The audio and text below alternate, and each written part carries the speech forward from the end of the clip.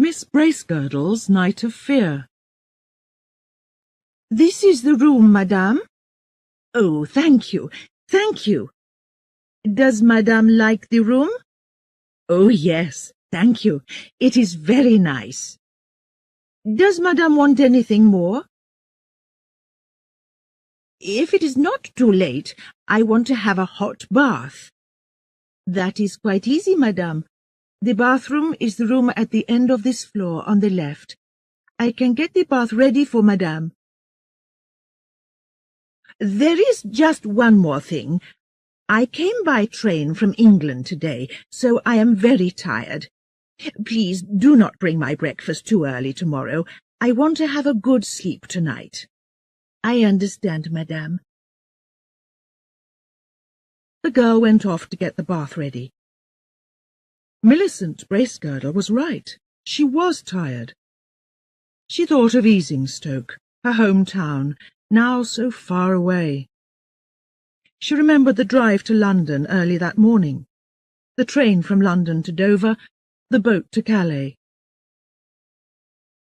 Then another train to Paris. By lunchtime she was in a third train, going from Paris to Bordeaux. Now, here she was in the hotel. It was 12 o'clock at night. Why was she here in southwest France, of all places? It was all because of Annie, her younger sister. Annie usually lived in South America. Earlier in the year, Annie got ill, and now she was to have a holiday in Europe. Miss Bracegirdle's brother could not come to meet Annie off the boat. He had too much work to do in Easingstoke. So Miss Bracegirdle was the only other person. The ship is going to arrive in Bordeaux tomorrow, thought Miss Bracegirdle, and I am going to see Annie again after all these years. This was Miss Bracegirdle's first visit to France. She did not usually take holidays away from home. Luckily, she spoke a little French. It is not so difficult to live in France, she thought. The thing to understand is that it is quite different from Easingstoke.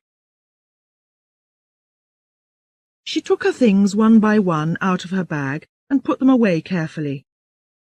She thought about her home in Easingstoke, with flowers in all the rooms, and photographs of the family. She thought about her poor brother, working so hard. She felt a little sad, but only for a minute. Her time in France was to be quite short. She was going to be home again soon. Now she must get a good night's sleep. But first, that hot bath. She took off her day things and put on her nightdress. Then she picked up her washing things and went to the bathroom, closing her bedroom door quietly. She lay in the hot water and thought about the nice young girl in the hotel getting her bath ready. People in this hotel were very friendly, always ready to help. There was so much she wanted to tell her brother when she got home. She got out of the bath and put on her nightdress again. She cleaned the bath very carefully. She did not want French people to think that the English were dirty. Then she left the bathroom and went back to her bedroom. She went in quickly, put on the light, and shut the door. Then one of those unlucky things happened. The handle of the door came off in her hand. She tried to put the handle back on the door, but she could not. "How do I do it?" she thought. "It is going to be very difficult to open the door now. Do I ask that nice girl to come and help me? Perhaps by now she is in bed." She turned away from the door, and suddenly she saw something much, much worse than the door handle. There was a man in her bed. She took one look at his thick black hair and his big black moustache, and immediately felt quite ill with fear. For a minute or two she could not think. Then her first thought was, I must not scream. She stood there, but she could not move. She just looked at the man's dark head and the big line of his back under the bed-things. She began to think very quickly. Her next thought was, I am in the wrong room. It is the man's room. She could see his jacket and trousers lying on a chair, and his big black shoes on the floor. She must get out quickly. But how? She tried again to open the door with her fingers, but she could not. Here she was, shut in a hotel room with an unknown man, a Frenchman. She must think. She must think. She turned off the light. Perhaps with the light off, he is not going to wake up, she thought. That gives me more time to do something. But if he does wake up, what do I do? He is not going to believe my story. Nobody is going to believe me. In England, perhaps, but not here. How can they understand? So I must get out of this room. By waking him? By screaming? By calling the young girl? No, it is no good. If I scream or call out, people are going to come running immediately. And what do they find? Miss Bracegirdle from Easingstoke in a man's bedroom after 12 o'clock at night. Just think of all the talk back home when my friends hear about that. And if I climb out of the window? She thought of the big hairy man pulling her back by the legs as she tried to get out. He could wake up at any minute. She thought that she heard somebody going past outside the door, but it was too late to scream now. Suddenly she had an idea. It was now nearly 1 o'clock in the morning. Perhaps the sleeping man was not dangerous. At 7 or 8 o'clock he must get up and go out to work. I can get under the bed and wait there until he goes. Men never look under the bed. When he sees the door handle on the floor, he is going to open the door with something or call the girl to come. Later, I can come out from under the bed and go quietly back to my room. Nobody is going to know. She lay down on the floor and got under the bed. No sound came from the man above her, but from down here it was difficult to hear anything. She tried to think of her nice little bedroom in Easingstoke, with its nice white bed, but the floor was getting harder every minute. She tried to think what her room number was. 115? Or was it 116? She was always bad at remembering numbers. She began to think of her school days and the interesting things she learned then. Suddenly, she felt that she was going to sneeze. She could not stop it. The sneeze came, a long, hard one. This is the end of me, Miss Bracegirdle thought. Now this Frenchman is going to jump out of bed and turn on the light. Then he is going to look under the bed and pull me out. And then... What can I do then? I can scream if he puts his hands on me. Perhaps it is better to scream first, before that happens. If not, he can put his hand over my mouth and stop me from screaming. But no scream came out of her mouth. Her fear was much too strong. She stayed very quiet and listened.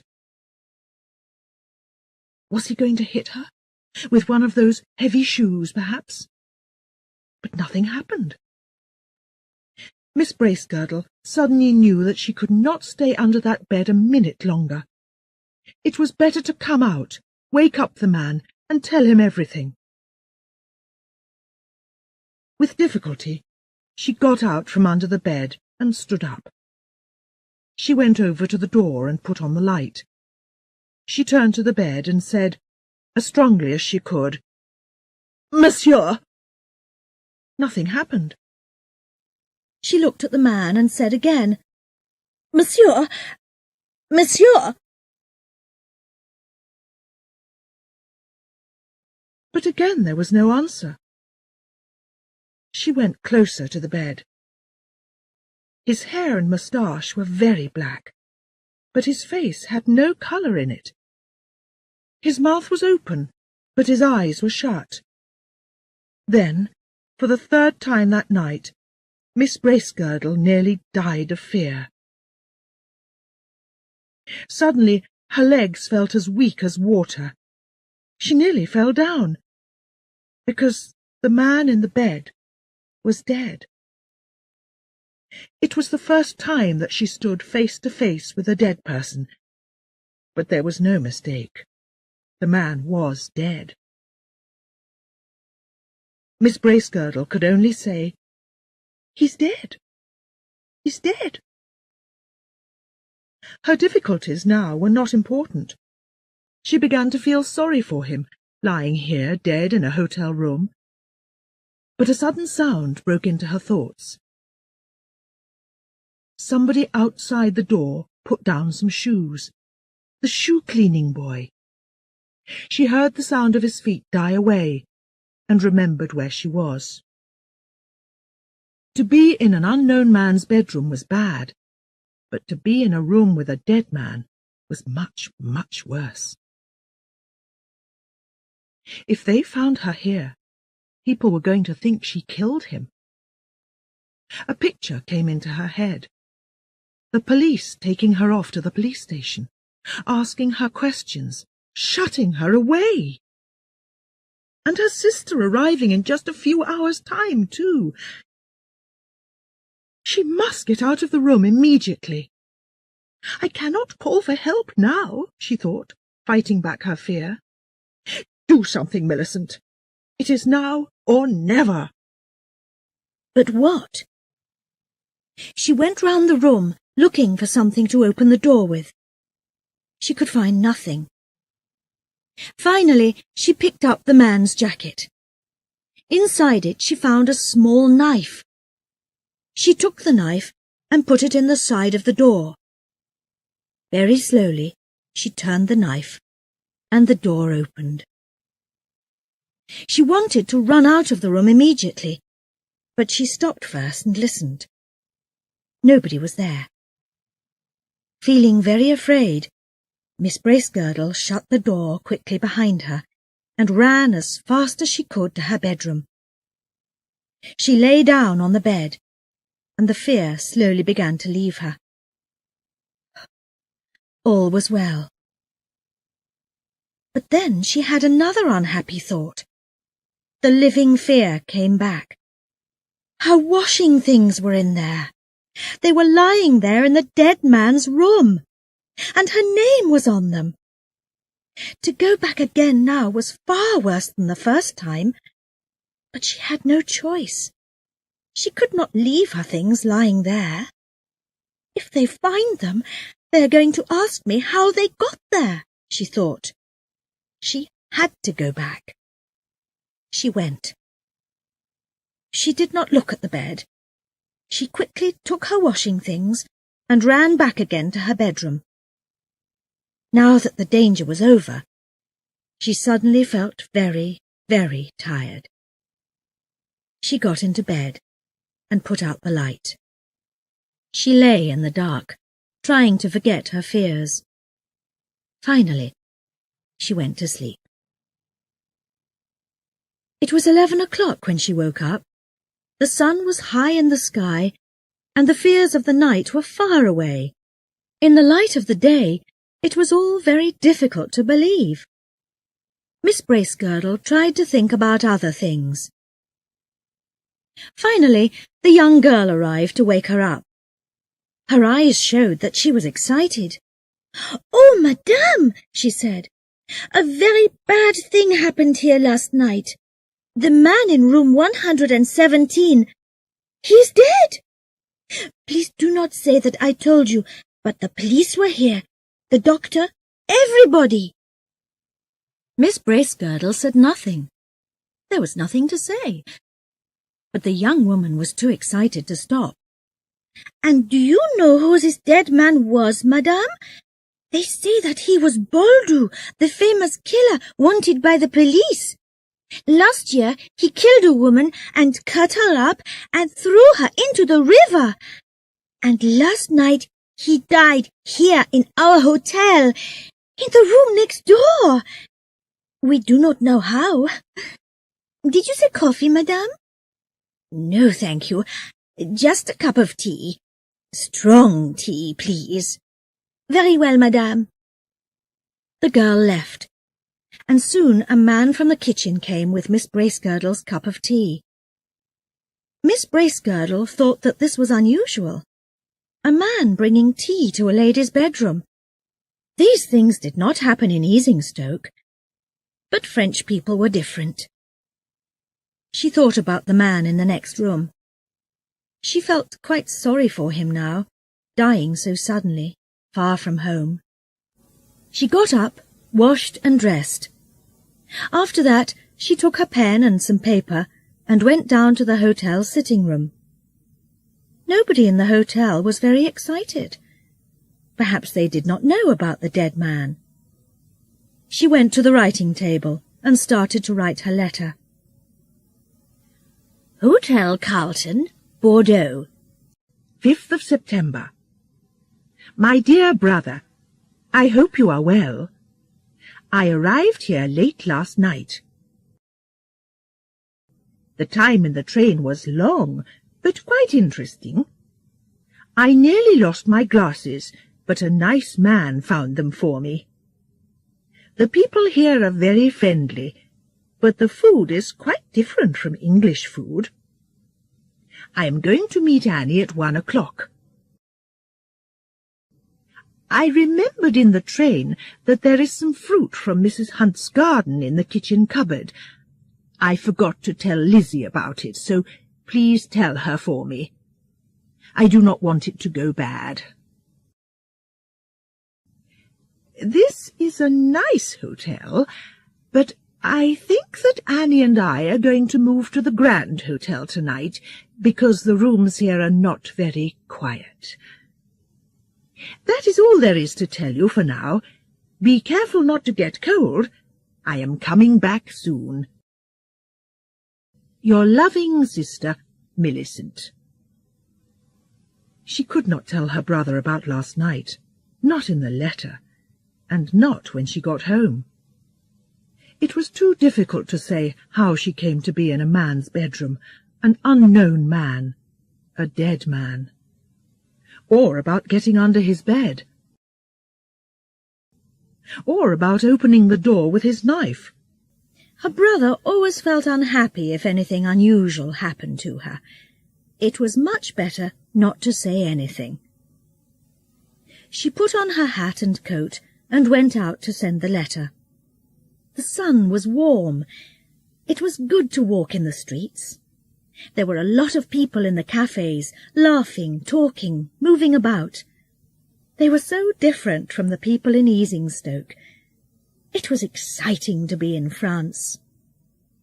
I was in a Frenchman's bedroom all last night, she suddenly thought.